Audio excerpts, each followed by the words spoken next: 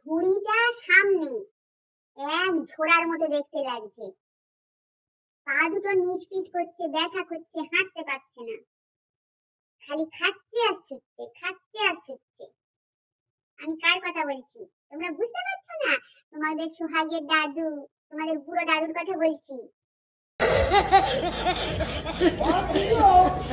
আমি তবু পই পই করে বলছি যে দেখো বাপু, তোমার ওজন বেড়ে এখন 90 কেজি হয়ে গেছে। ও বাবা! তোমার এখন হাঁটতে হবে, ছুটতে হবে, ব্যায়াম করতে হবে, শরীরে ব্যায়ামের দরকার, তাহলে যদি একটু কিছু করা যায়। এই এক সপ্তাহ ধরে বুড়োকে আমি বোঝাচ্ছি, বুড়ো রাজি হয়েছে।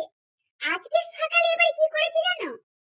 আজকের ভোর 4টের সময় আমি ডেকে তুলে দিয়েছি, বলি যাও একটুখানি ব্যায়াম করে নাও।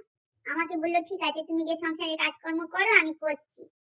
এবার আমি সংসারের যাবতীয় কাজকর্ম করছি, আর আমি জিজ্ঞাসা করছি চেঁচিয়ে যে তুমি কি করছো ঘরের ভিতর? বলছে আমি ঘরের ভিতর ব্যায়াম করছি।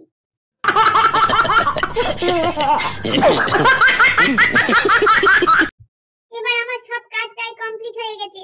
এবার আমি আরো একবার চেঁচিয়ে জিজ্ঞাসা করছি যে তুমি কি করছো, কোনো আওয়াজ পাওয়া যাচ্ছে না তো। বলছে আমাকে বারবার ডিস্টার্ব করো না, আমি ব্যায়াম করছি। আমি তো একেবারে অবাক হয়ে গেছি। আমি বলি যাই দেখি, কোনো আওয়াজ করছে না, আবার বলছে তুমি ডিস্টার্ব করছো। গিয়ে তো দেখি বুড়ো কি করছে। ও মা, গিয়ে দেখি বুড়ো নাক ডাকিয়ে ঘুমাচ্ছে। আমাকে বলছে যে তুমি আমাকে ডিস্টার্ব করো না, আমি শবাসন করছি।